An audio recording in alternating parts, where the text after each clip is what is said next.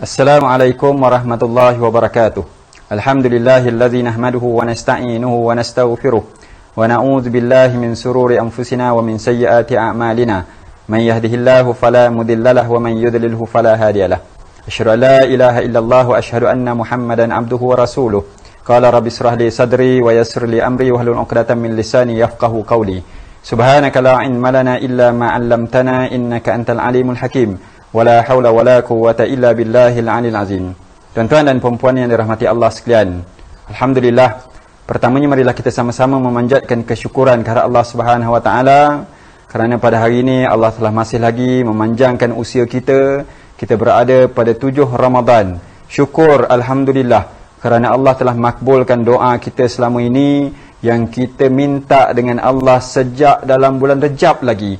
Sebagaimana doa yang biasa kita baca yang diajarkan oleh Nabi sallallahu alaihi wasallam dalam satu hadis riwayat Imam Ahmad, Allahumma barik lana fi Rajab wa Sya'ban. Ya Allah, berkatilah kami di dalam bulan Rejab dan Sya'ban. Wa ballighna Ramadan. Panjangkan usia kami untuk kami bertemu dengan Ramadan. Jadi alhamdulillah, hari ini Allah makbulkan doa kita. Kita berada pada hari yang ke-7 dalam bulan Ramadan. Tuan-tuan dan perempuan yang dirahmati Allah sekalian, walaupun Ramadan pada tahun ini kita berada dalam norma baharu kerana COVID-19, kita dikenakan perintah kawalan pergerakan, maka berlaku perubahan dalam norma kehidupan harian kita. Kita dah lebih sebulan tak ke ofis untuk melaksanakan kerja seperti biasa. Tetapi alhamdulillah kita masih lagi melakukan kerja-kerja kita daripada rumah. Kalau kita meeting contohnya, kita menggunakan aplikasi Skype. Kalau anak-anak kita pula walaupun dah lama tak ke sekolah, tetapi pembelajaran masih lagi berlaku. Guru-guru terus mengajar menggunakan Google Classroom dan sebagainya. Kalau dalam kehidupan harian kita, kalau kita nak beli barang contohnya, kita terpaksa beratur panjang, tunggu lama, jaga jarak sosial. Ataupun ramai di kalangan kita yang mula membeli secara online. Dan Ramadan tahun ini pula agak berbeza dengan Ramadan yang dulu-dulu. Kalau pada kali ini Ramadan kita dah tak ada bazar Ramadan lagi dah. Kita kena masak sendiri kat rumah. Kita dah tak boleh lagi dah solat tarawih secara ramai-ramai dekat masjid. Kalau nak bayar zakat pun amil dah tak ada dah. Kita kena bayar secara online. Jadi inilah persoalan yang saya nak bincangkan pada petang ini. Iaitu dengan lockdown ini, adakah Ramadan kita terhenti?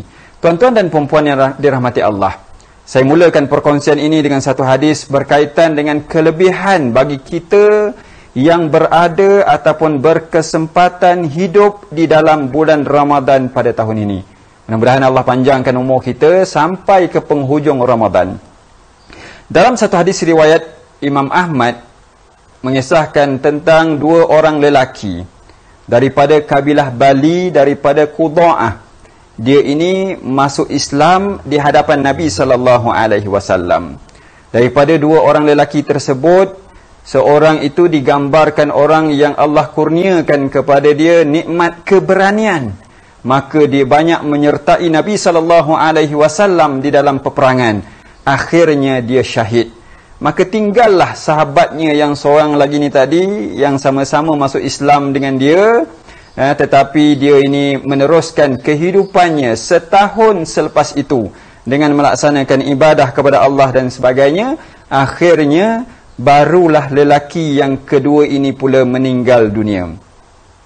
Lalu Talhah bin Ubaidillah dalam hadis ini menggambarkan bahawa pada satu ketika beliau bermimpi berada di hadapan pintu syurga bersama dengan 2 lelaki yang telah meninggal dunia ini.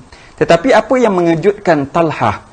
Kerana dalam mimpi tersebut, Talhah melihat datang malaikat dan mengambil lelaki yang baru sahaja meninggal dunia. Bukan lelaki yang dah meninggal setahun dulu. Bukan lelaki yang syahid. Tetapi lelaki yang baru meninggal dunia ini diambil oleh malaikat untuk dibawa ke syurga Allah Subhanahu wa taala. Lalu Talhah berasa sangat terkejut, merasa hairan. Kenapa lelaki yang baru sahaja meninggal ini dimasukkan ke syurga terlebih dahulu, berbanding dengan lelaki yang syahid. Kemudian setelah lelaki yang baru meninggal ini dibawa ke syurga, datang semula malaikat ni tadi, barulah mengambil lelaki yang syahid ini untuk dibawa ke syurga Allah Subhanahu Wa Taala. Lalu Talhah merasa sangat hairan. Pada keesokannya, Talhah bertemu dengan Nabi sallallahu alaihi wasallam, menceritakan tentang mimpinya dan bertanya kepada Rasulullah, kenapakah lelaki yang syahid ini tidak dibawa ke syurga terlebih dahulu berbanding dengan lelaki yang baru sahaja meninggal dunia? Lalu dijawab oleh Nabi sallallahu alaihi wasallam, adakah engkau pelik wahai Talhah? Bukankah lelaki yang kedua ini, yang baru meninggal ini, dia telah berpeluang melaksanakan ibadah setahun lebih daripada lelaki yang pertama, yang syahid tersebut. Dan bukankah lelaki yang kedua ini tadi, dia berpeluang melaksanakan solat lebih daripada 6,000 rakaat. Kenapa Rasulullah sebutkan dalam hadis ini, lelaki ini berpeluang melaksanakan ibadah solat khususnya lebih daripada 6,000 rakaat? Kalau kita pada hari ini sembahyang satu hari 5 waktu ada 17 rakaat. Kiraan yang mudah, kita tambah pula dengan 3 rakaat solat witir yang dianjurkan oleh Nabi SAW. Jadi katakanlah satu hari kita melaksanakan 20 rakaat dikalikan dengan 29 hari dalam tempoh sebulan itu, maka jumlahnya adalah 580 rakaat. Dan kalau dihimpunkan dalam tempoh setahun, 580 rakaat itu dikalikan dengan 12 bulan, maka jumlahnya adalah 6,960 rakaat. Jadi inilah sebabnya Nabi sebut bahawa lelaki yang kedua ini lebih daripada lelaki yang pertama telah melaksanakan solat lebih daripada 6,000 rakaat. Dan bukankah, kata Rasulullah SAW, lelaki yang kedua ini dia berpeluang melaksanakan ibadah dalam bulan Ramadan berbanding dengan sahabatnya yang telah meninggal setahun yang lalu. Maka kata Nabi SAW, dengan kelebihan ini, maka beza lelaki yang kedua dengan lelaki yang pertama yang syahid tersebut seperti langit dengan bumi. Jadi itulah antara kelebihan yang Nabi SAW sebutkan tentang orang-orang yang berpeluang hidup di dalam bulan Ramadan ini. Jadi tuan-tuan dan puan-puan yang dirahmati Allah sekalian, kalau kita lihat tentang arahan Allah Subhanahu Wa Taala tentang berpuasa pada bulan Ramadan ini, ayat yang biasa kita dengar dalam surah Al-Baqarah ayat 183, ya ayyuhallazina amanu kutiba alaikumussyam kama kutiba alal ladzina min qablikum la'allakum tattaqun. Jadi tujuan utama kita berpuasa ini adalah tidak lain dan tidak bukan untuk mencapai darjat takwa. Jadi kita berpuasa bukan hanya untuk merasai kelaparan yang dialami oleh orang miskin. Kalau dulu-dulu sejak kecil lagi kita ini berpuasa, kata tok nenek kita, mak ayah kita, supaya kita sama-sama dapat rasa macam mana susahnya orang miskin, tak ada makanan dan sebagainya. Jadi kita berpuasa bukan sebab kita nak merasai kelaparan yang dialami oleh orang-orang miskin, sehingga menyebabkan kita rasa simpati kepada mereka. Kerana apa? Orang miskin yang selalu kelaparan juga masih diwajibkan berpuasa dalam bulan Ramadan ini. Jadi ada tujuan yang sangat penting kita berpuasa ini untuk mencapai darjat takwa kepada Allah Subhanahu Wa Taala. Jadi tuan-tuan dan puan-puan, walaupun dalam tempoh PKP ini agak berbeza suasananya, Ramadan perlu kita teruskan, Ramadan perlu kita hidupkan, kita semarakkan dengan ibadah yang berlipat kali ganda. Jangan sampai bila kita keluar sahaja daripada Ramadan, tetapi dosa kita ini tidak diampunkan oleh Allah Subhanahu Wa Taala. Kita ni dosa terlalu banyak, tuan-tuan, puan-puan. Kadang-kadang bila kita diuji dengan musibah, dengan ujian dan sebagainya, kita masih lagi buat dosa. Saya teringat dalam minggu pertama PKP, di awal minggu pertama lagi, kita dikejutkan dengan berita yang mana meningkatnya trafik Pornhub. Rakyat Malaysia berada pada tangga yang keempat dunia, iaitu 84% tengok porno dalam tempoh PKP. Kita sangka baiklah, mungkin dia nak search coronavirus, nak tahu apa itu corona, tetapi porno yang keluar. Jadi alhamdulillah kita bila berada dalam Ramadan ini, kita ambillah peluang. Kita minta ampun dengan Allah Subhanahu Wa Taala. Mudah-mudahan bila kita keluar daripada Ramadan ini nanti, Allah ampunkan segala dosa kita. Tuan-tuan dan puan-puan yang dirahmati Allah sekalian. Jadi Ramadan ini tidak terhenti dengan sebab COVID-19. Ramadan kita tidak akan terhenti dengan sebab lockdown. Ramadan tidak terhenti dengan sebab PKP atau kerana terbatasnya amalan dalam kehidupan seharian kita. Kerana Imam Al-Biqai dalam tafsirnya pernah menyebut, dari dulu sampai sekarang Ramadan itu, keberkatan Ramadan itu sama je. Yang membezakannya adalah orang yang melalui Ramadan tersebut. Bagaimana kita melaksanakan amal-amal sepanjang kita berada dalam bulan Ramadan ini. Kalau kita lihat daripada dulu lagi, antaranya Imam Syafi'i contohnya. Kalau dalam bulan Ramadan, baginda Imam Syafi'i ini satu hari 2 kali khatam Quran. Kalau puasa itu selama 30 hari, maka 60 kali Imam Syafi'i khatam Al-Quran. Jadi kita hari ini dah hari yang ke-7, berapa juzuk Quran yang kita baca. Jadi saya menyeru kepada diri saya, kepada tuan-tuan, puan-puan, ambillah peluang masa yang banyak dalam tempoh PKP sepanjang Ramadan ini untuk kita menghidupkan Ramadan kita dengan amal-amal soleh, insya-Allah. Ambil peluang. Pihak sektor pendidikan Islam, Jabatan Pendidikan Negeri Johor contohnya telah menganjurkan program Ihya Ramadan. Macam-macam program ada. Ada tazkirah secara online pada setiap petang, ada program tadarus Al-Quran dan sebagainya. Cuma terpulang kepada kita nak ambil peluang ataupun macam-macam alasan yang boleh kita bagi. Kalau kita tak mahu menyertai program-program tersebut. Jadi marilah kita menjadikan Ramadan pada tahun ini lebih baik daripada Ramadan-Ramadan yang lalu. Kita ni dah lalui Ramadan mungkin 30 tahun, 40 tahun, 50 tahun. Cuma persoalannya kita kena muhasabah diri kita. Adakah Ramadan-Ramadan kita yang telah lalu sama je pada setiap tahun? Tidak ada bezanya.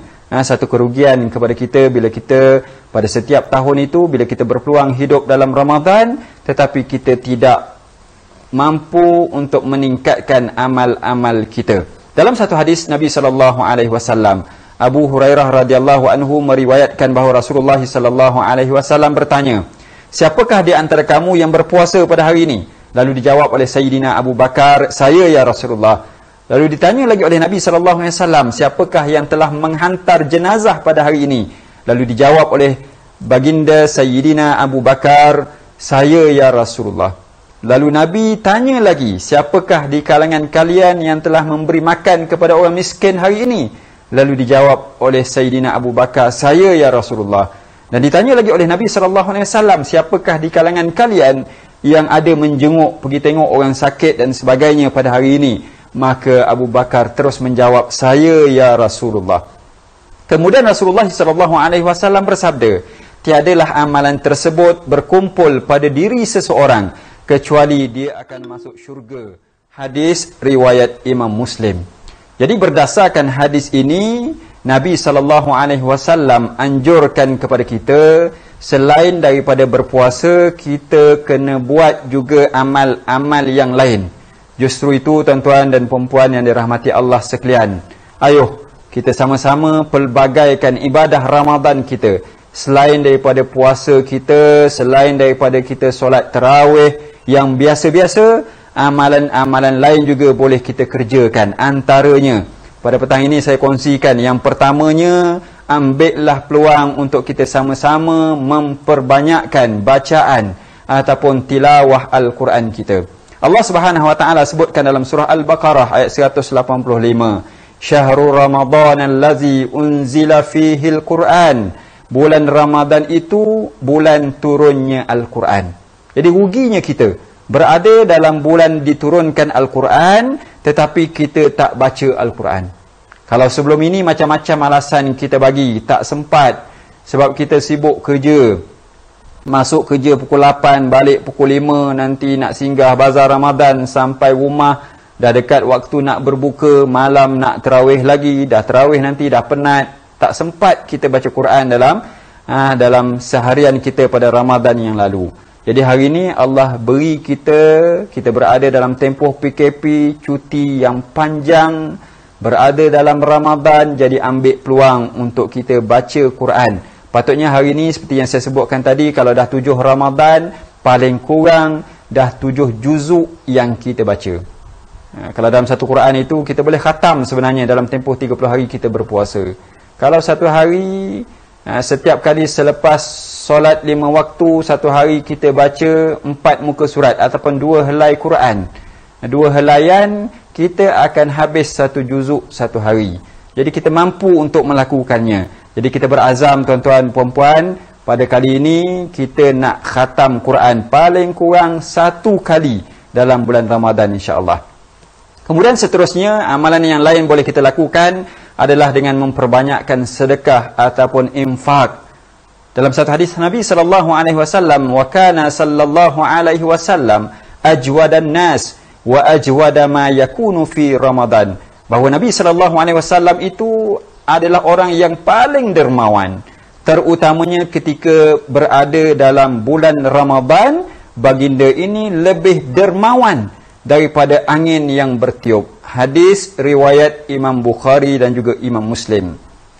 Baik tuan-tuan dan puan-puan yang dirahmati Allah sekalian, kalau kita lihat bagaimana didikan Nabi sallallahu alaihi wasallam dalam bab sedekah ini, terutamanya kepada ahli keluarga baginda. Saya teringat dalam satu kisah yang berkait dengan Sayyidina Ali dan Sayyidatina Fatimah, ketika mana anak mereka, iaitu Sayyidina Hasan dan Sayyidina Husain, iaitu cucu kepada baginda Nabi sallallahu alaihi wasallam, sedang sakit. Lalu kedua ibu bapa ini bernazar, seandainya Hasan dan Husain ini sembuh daripada penyakit ini, maka mereka akan berpuasa selama 3 hari, puasa nazar. Jadi lalu Allah izinkan Hasan dan Husain ini sembuh. Lalu mereka sekeluarga melaksanakan puasa nazar tersebut. Jadi dikisahkan dalam cerita ini bahawa pada hari pertama mereka berpuasa. Bila nak berbuka ini, tidak ada apa-apa makanan di rumah mereka. Berbanding dengan kita, hari ini kita berpuasa, walaupun tak ada bazar Ramadan, tapi juadahnya macam-macam ada, kita boleh makan dan sebagainya. Berbanding dengan keluarga ini, tidak ada apa yang hendak dimakan. Lalu Sayyidina Ali keluar, bertemu dengan seorang lelaki Yahudi, namanya Sam'un. Dia jumpa lelaki Yahudi tersebut, dia pinjam 3 sak gandum. Bawa balik, diberikan kepada Fatimah. Lalu Fatimah membahagikan 3 sak gandum itu kepada 3 bahagian. Pada hari pertama mereka berpuasa, Fatimah menggunakan bahagian yang pertama daripada gandum tersebut untuk menghasilkan 5 keping roti. 5 keping kerana yang pertama untuk Sayyidina Ali, Sayyidatina Fatimah, untuk Hasan, Husain dan seorang pembantu rumah mereka. Baik. Bila tiba saat nak berbuka, rumah mereka ini didatangi oleh seseorang, datang ketuk pintu, beri salam, Assalamualaikum. Sesungguhnya aku ini adalah orang yang sangat miskin. Demi Allah, pada ketika ini aku sangat lapar. Berikan aku sedikit makanan dan aku doakan semoga Allah memberikan kalian makanan ataupun hidangan daripada syurga. Lalu mereka ini berpakat, banyak mana kita nak bagi kepada si miskin ini. Tetapi setiap mereka nak ambil bahagian, nak bersedekah, nak memberi bahagian mereka. Akhirnya mereka bersepakat memberikan ke-5 keping roti tersebut. Maka pada hari pertama mereka ini berpuasa dan berbuka hanya minum air masak. Baik, mereka teruskan berpuasa pada hari yang kedua. Seperti biasa, Fatimah menggunakan bahagian yang kedua gandum yang dipinjam itu untuk membuat 5 keping roti. Tetapi sampai saat nak berbuka, rumah mereka ini didatangi lagi. Pada ketika itu datang beri salam, Assalamualaikum. Sesungguhnya aku ini adalah anak yatim. Bapa aku telah syahid. Demi Allah, pada ketika ini aku sangat lapar. berikan aku sedikit makanan, dan aku berdoa kepada Allah, mudah-mudahan Allah gantikan kalian dengan makanan ataupun hidangan daripada syurga. Lalu mereka ini bersepakat pada hari yang kedua ini, kesemua mereka nak memberikan bahagian roti masing-masing. Akhirnya pada hari yang kedua mereka berpuasa, mereka berbuka juga dengan hanya minum air masak. Dan mereka meneruskan puasa nazar pada hari yang ketiga. Pada hari ketiga ini Fatimah menggunakan baki gandum yang masih ada, menghasilkan 5 keping roti. Diringkaskan cerita sampai saat nak berbuka, rumah mereka ini didatangi oleh seorang lelaki musyrik. Datang memperkenalkan dirinya, sesungguhnya aku ini adalah orang yang ditawan.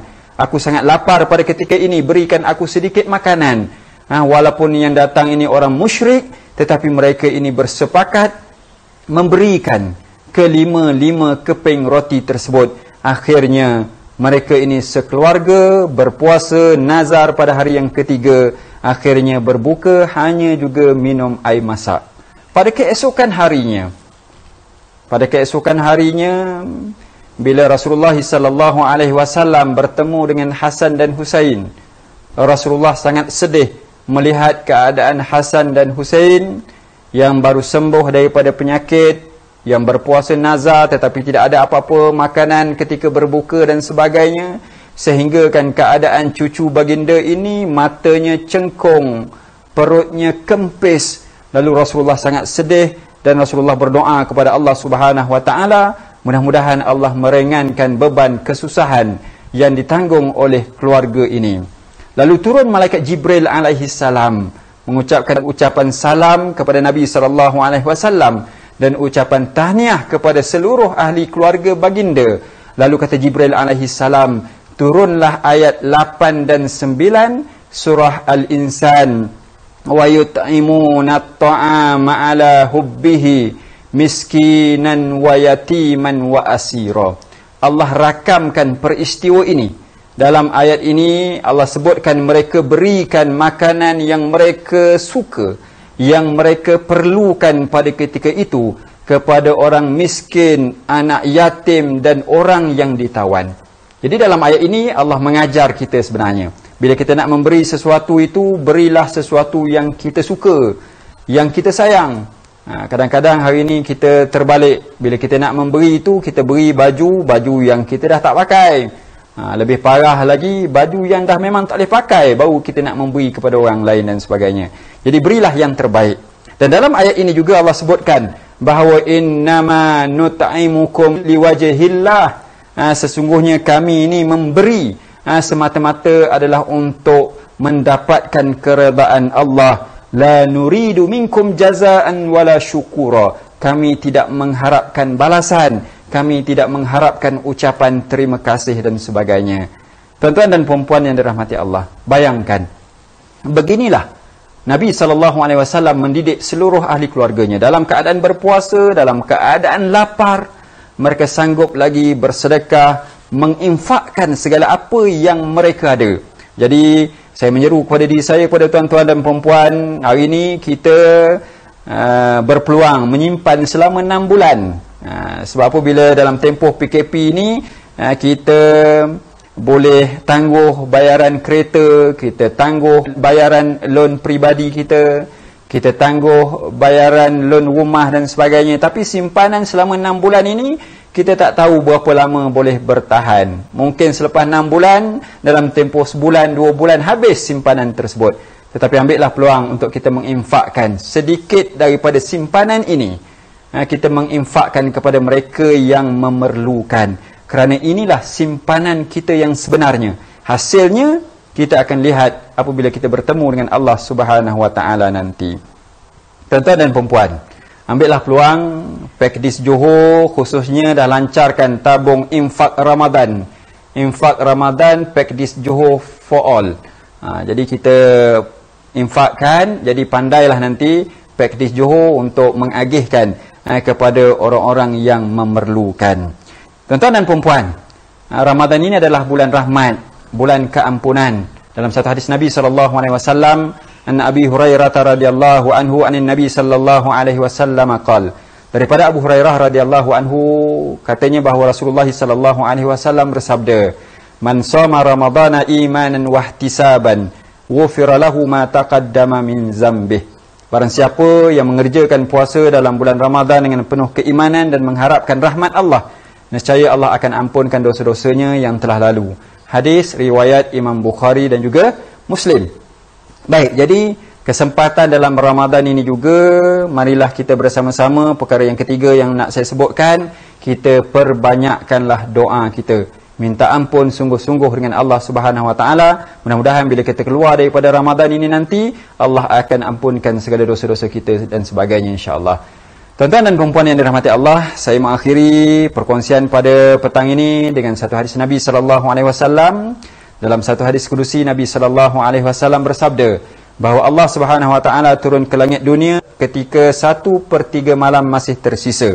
Lalu Allah menyeru kepada hamba-hambanya, adakah di kalangan hambaku yang berdoa pada ketika ini? Nescaya aku akan makbulkan doanya. Ada tak di kalangan hamba-hambaku yang minta ampun, yang bertaubat di atas dosa-dosanya? Nescaya aku akan ampunkan segala dosanya. Ada tak di kalangan hamba-hambaku yang berhajat pada ketika ini? Nescaya aku akan tunaikan segala hajat-hajatnya. Hadis riwayat Imam Bukhari dan juga Imam Muslim. Baik, tuan-tuan dan perempuan yang dirahmati Allah, berdasarkan hadis ini, inilah janji-janji Allah. Allah tidak pernah memungkiri janji. Janji Allah pada 1/3 malam yang masih tersisa, maka kalau kita berdoa, Allah makbulkan doa kita. Kalau kita minta ampun, Allah ampunkan dosa-dosa kita. Kalau kita ada hajat, Allah tunaikan segala hajat kita. Jadi ambillah peluang berada pada Ramadan ini, dan bila dah terlanjur kita bangun untuk sahur itu, dalam tempoh sahur itu adalah waktu 1/3 malam yang boleh kita melakukan ibadah tahajud dan sebagainya. Jadi bila kita bangun, sebelum kita isi perut kita, isi fizikal kita, isilah rohani kita terlebih dahulu dengan kita sujud kepada Allah Subhanahu Wa Taala. Paling kurang kita solat 2 rakaat, kita minta ampun kepada Allah, kita minta kita ini dihindari daripada COVID-19, daripada segala musibah, bala bencana, daripada segala kesusahan dalam hidup kita. Mudah-mudahan Allah permudahkan segala urusan kita, urusan keluarga kita, dalam kita mendidik anak-anak kita, dalam kita bekerja, dalam kita berhubungan dengan masyarakat dan sebagainya. Mudah-mudahan dalam Ramadan yang kita lalui pada tahun ini adalah Ramadan yang terbaik bagi kita. Andai kata inilah Ramadan yang terakhir untuk kita, semoga kita tidak menyesal, dan semoga Ramadan kali ini kita tidak rugi lagi. Sekian, wabillahi taufiq wal hidayah. Wassalamualaikum warahmatullahi wabarakatuh.